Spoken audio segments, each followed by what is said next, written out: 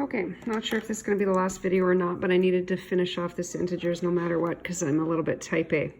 Okay, yesterday we talked about multiplying integers, and we were talking about how if you have an even amount of negatives, your answer is positive. Odd amount of negatives, your answer is negative. So I just want to review a few things that I think are really important, especially when you get to grade 9. So this is -3 squared, which really means -3 times -3. So clearly when I write it out like this, you can see that there are two negatives. The shortcut is there is an exponent of 2. Now you might think, well, this says the same thing. So the answer up here is going to be +9. Okay, but in the world of exponents, we always say that the exponent, okay, this whole thing is called a power, this thing is called the exponent, is always sitting on the shoulder of whatever it is raising the exponent to. So here this says -3 squared, which means -3 times -3. This, though, is not the same. This says subtract 3 squared. And the only thing being raised to the exponent 2 is the actual number 3. So this really says subtract 3 times 3. And when I write it out like that, you can clearly see there's only one negative. And so you get an answer here of -9. Now things get weird here though when you have an odd exponent. This says -3 cubed, which really means -3 times -3 times -3.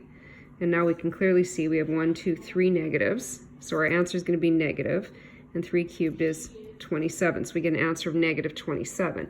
Now here, the only thing being raised to the exponent 3 is the actual number 3. This says subtract 3 cubed. However, we end up with exactly, sorry, that should be a positive, the same answer because we have one negative, which is an odd number, and that was exactly the same as having 3 negatives. So you have to be really careful and understand your whole exponent laws. Okay, so even number of negatives, positive.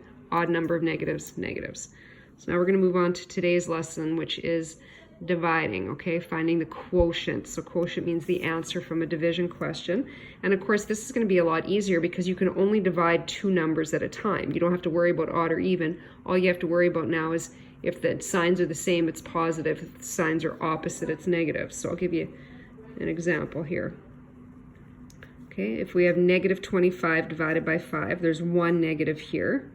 So our answer is going to be -5. So we have opposite signs because in reality that's a +5. If we have -25 divided by -5, we can see that the signs are the same, or you can think from your previous rules of multiplying, we have an even number of negatives, so our answer is going to be positive. And again, if we have this, okay, it's really a positive and a positive, it's just implied and we don't ever write those plus signs down, and so we get an answer of 5. Okay, so here's another example. If we had 144 divided by -12, you should know up to your 12 times tables. Okay, we have an odd number of negatives or opposite signs, however your brain wants to think about it, and you end up with -12.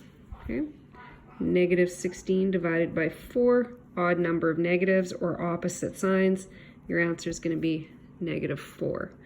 I have -46 divided by -23.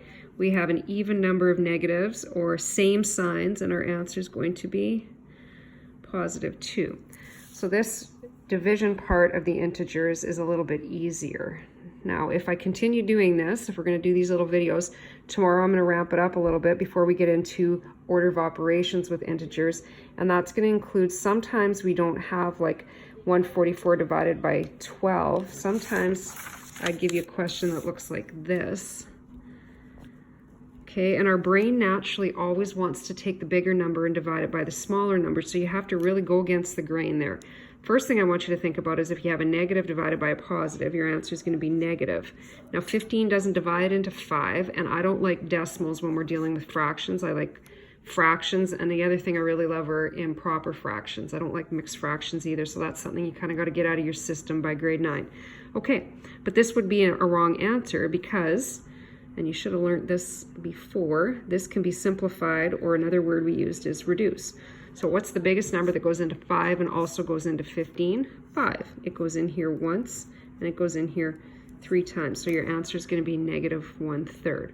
So when we can't divide because the number on top is smaller, okay, then we reduce the fraction. Okay, I'm going to give you a short assignment, and I will talk to you guys soon.